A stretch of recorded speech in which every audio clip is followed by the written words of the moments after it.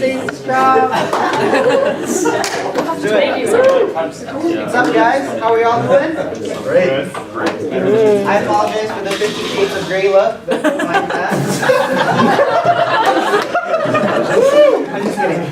Alright. We are going to discuss about some serious stuff today, so put your thinking caps on.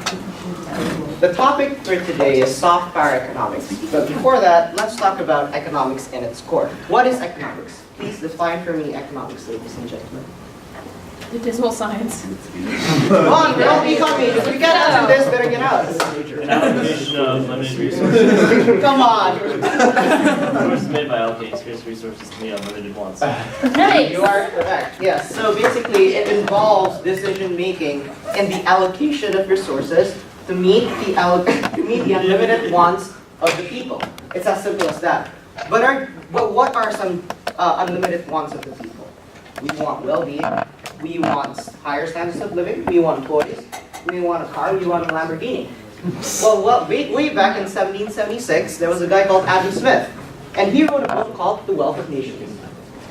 And he said a way to track the economy or measure the economy was to compare the wealth of a country with another. So if you're richer, then I should be better off. Now we've come a long way since 1776. And so we measure the economy using various measurements or metrics. So now I want to paint a picture of the economy. Imagine this red box over here as a canvas, right? The first group of metrics that we've come to know and love is the growth metrics. And these include GDP, inflation rates, unemployment rates, etc. But it does not paint a full picture of the economy.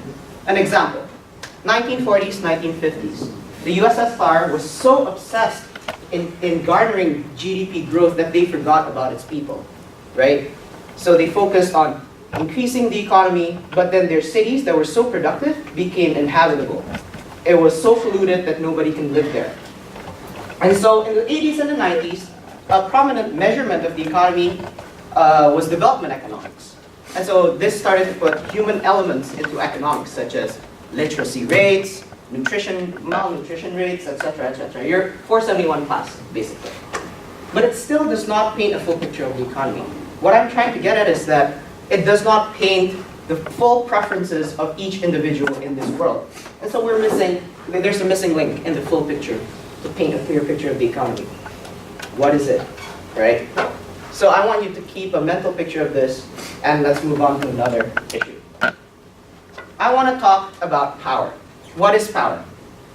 Power is the ability to make someone do something for you. How do we wield power? We can either use hard power, otherwise known as coercion, where I command you to do something, and if you do it well, I'll give you a carrot or a prize. But if you don't do it, if you don't want to do it, then I'll give you a stick, punishment, right? Or you could use soft power. What is soft power? It's the art of attraction, it's the art of persuasion, seduction, influence, and all of those adjectives that I gave you. Right. English as second language students, sorry. Soft power in a national scale is a nation's ability to attract and persuade, and it's really intangible. So the best example I can come up with, I'm a person, and I don't know who Joe is, right? You don't. I am a person, obviously. I want Joe to do something for me, right? But then in order for Joe to give me a favor, I have to know Joe, I have to earn his trust, I have to spend some time with him, you know what I'm saying, right? Right, that's basically the point, right? The same goes for a country. A nation needs to wield its persuasion, its attraction, its influence, right?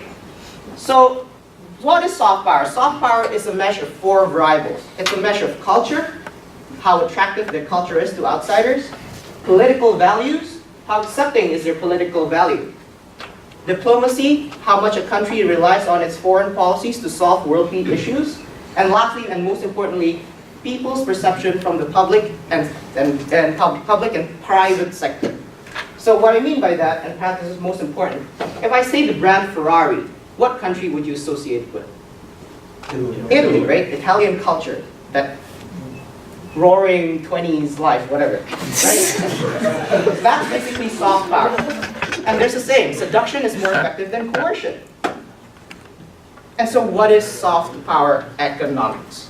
Now imagine if we can take the 4 variables, the concept of soft power, and truly transform it to a measurable index or quantifiable measurement.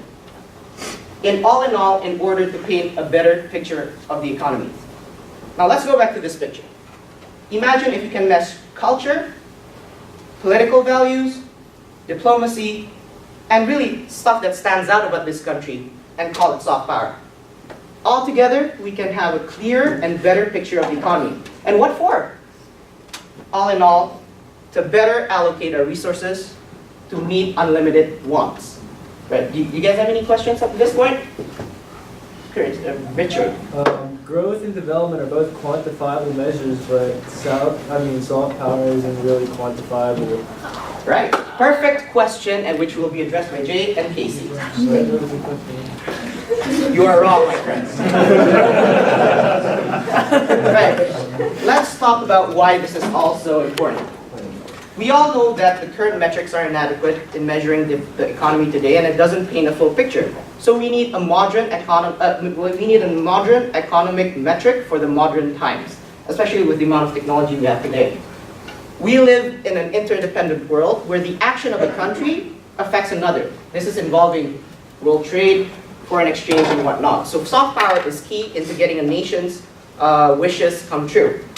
Thirdly, we live in the information age where everybody has access to information. And information is power. So soft power is really key.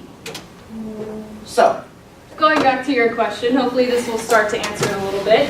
The most prominent measurement that we have of soft power today is from an English magazine called Monocle. And they also work with a think tank called the Institute for Government, and they put out an annual soft power ranking. So this ranking includes 70% quantifiable data, like growth and development, and the rest comes from a panel of judges, so it's subjective.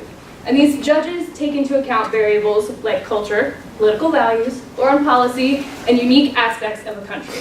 So now I'm going to turn it over to Jay, who is going to tell us some of these countries that we found interesting in the study. All right, thank you, Casey. So, as Casey mentioned, there is a ranking of different countries in terms of soft power. But before we do that, I'm going to show you each country, and I want you guys to tell me the first thing that comes to your mind when you see this country. Let's get started. So, Japan. What do you guys think of? Sushi. Inflation. Sumo. Sushi, inflation, anything else? Sumo, technology, I heard somewhere. Godzilla. All right, well, Monocle's main point as to why Japan was such a high contender was, first of all, because of the 2020 Olympics that are set to be in Japan. This is meant to bring in a lot of foreign investment from abroad, and it's also meant to spur some growth in the young minds of Japanese youth to, make them more involved in athletics so they can be a better contender in the Olympics. But another main point of Japan is their technology. I think I heard technology from somewhere over here. Everyone thinks about technology everyone thinks of Japan when they think of technology. I mean, if you think about brands like Toyota, Nissan, Sony, Nintendo, Canon, they're all technology masters. And just to point out how great of a technological society Japan is, the Shinkansen, which is a magnetic rail, was built 50 years ago, can reach up to 250 miles per hour and still running today. That just shows how perfected they are in technology. But really, more so than anything, it's the culture that encapsulates this notion of soft power. I mean, the unique, authentic cuisine, like the hospitality of the people. Just the interestingness of their culture attracts a lot of people into their country.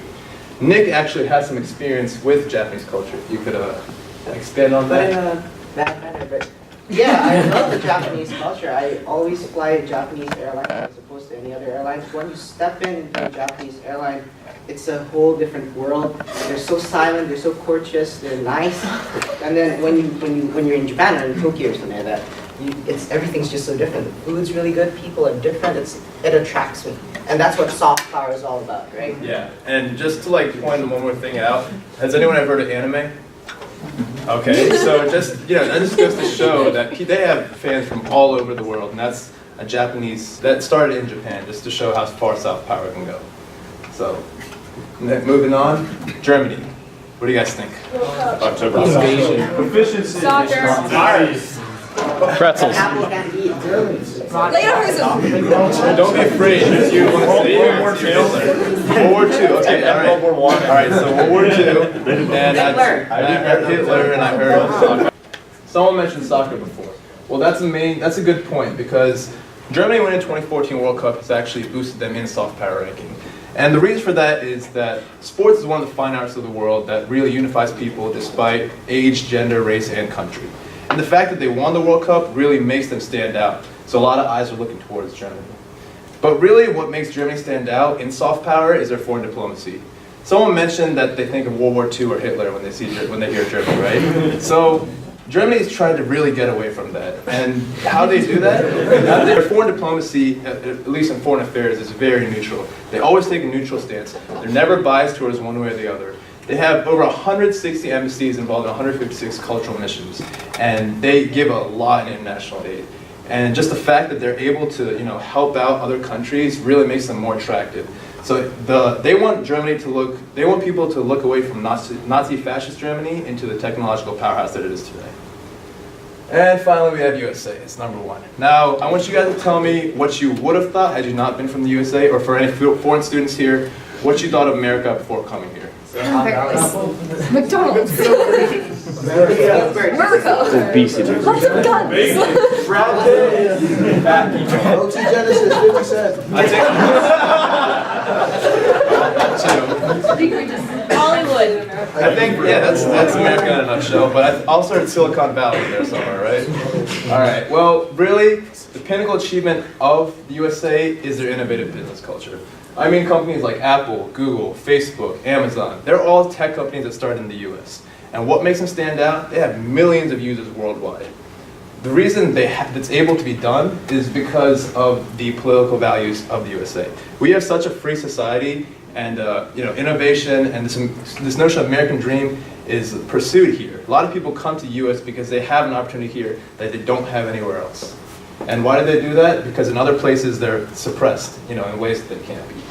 The CEO of Tesla and SpaceX, Elon Musk, even said that had he not come to the US, he would not have been successful. So it just goes to show how powerful soft power can be. Now, those were the three countries that we highlighted as the top three contenders for soft power. And when I asked you guys what you thought of it, you guys told me things that came to your mind. That is soft power right there.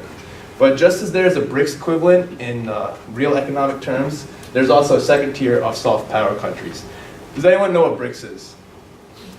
Okay, well, for anyone that doesn't know, they're a cluster of countries, Brazil, Russia, India, and China, who are expected to have great potential economic growth in the next couple of years, even surpass the USA and UK. So we also have a second tier of soft power. We can go right to that. First up, we have Switzerland. They were ranked 6th by the Monocle. But what stands out with Switzerland is their large multilingual population, which signifies they're very educated, and their uniqueness in craftsmanship. I mean, has anyone seen or even felt Swiss watches? They have so much detail in them that's ridiculous. They're expensive, but they have so much precision detail, it really attracts people to Swiss goods. All right, moving on. Sweden is Europe's most generous nation. They take in more refugees and asylum seekers than any other European country, and they also give out more national aid than any other European country. But what stands out with them is their free healthcare system and their education. Their primary education is ranked top 5 in the world as far as standardized tests and average grades. And this is a really attractive aspect for people immigrating into Sweden because they want their kids to have the best education possible, right? I also mentioned Zlatan Ibrahimovic in there. Does anyone know who that is? Yes. All right. For anyone that watches soccer, he's really good. But he's one of the leading goal scorers in the world. And as I mentioned before, sports can play a big impact in soft power. So the fact that he has so many people looking up to him, he gives a really good rep for Sweden. Finally, we have Canada. The reason they were ranked as a leading contender in the soft power ranking was because of their education system. They have universities such as UBC, University of British Columbia, University of Vancouver, and University of Toronto, which are attracting millions of students from worldwide to come to Canada. And Canada also spends $4.57 billion in national aid. That's more than any other country in Europe and in North America combined. So just to point out how far soft power can go. So overall, soft power. As Nick stated earlier in the presentation, soft power is a measure of influence that a country has through its cultural values, political values, foreign diplomacy, and other unique aspects. And a lot of the people that you guys said or anything you thought of when you named the countries. Soft power economics, however, proposes that we use these variables as a measurable index to measure economies and paint a clearer picture in order for countries and individuals to make better decisions to allocate their scarce resources to meet their unlimited wants, thus satisfying our definition of economics from the beginning of the presentation. So where does that leave us for the future? Well, right now, the study that Jay just discussed is the first step in the right direction, although we know it's not perfect because, like your question addressed, it's semi-subjective. We still have that 30% panel of judges. So what can we do with that? Well, with the massive amounts of data we have today, along with the computing power and algorithms from big data analytics, there's got to be a way to make a 100% quantitative metric for the new economies of the world. And if we do make this metric, what are we going to use it for? It's going to paint a clearer picture of the economy, as we've said a couple times in this presentation. How exactly will it paint a clearer picture? There's one soft power advocate named Shashi Tharoor. He states that governments aren't very good at telling stories, but people see a society for what it is. So that's exactly what we think soft power economics can do. We think it could give a different perspective, a more personal view of an economy, so that people and individuals can make better decisions, which is ultimately the goal of the study of economics.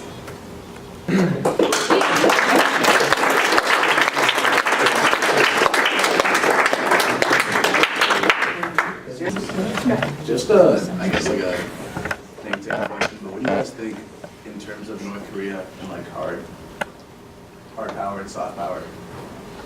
I think I'll take that. I think they're stuck in the past because they're completely relying on hard power because it's easy, it's measurable. You spend X amount on military power, you get X amount back, right?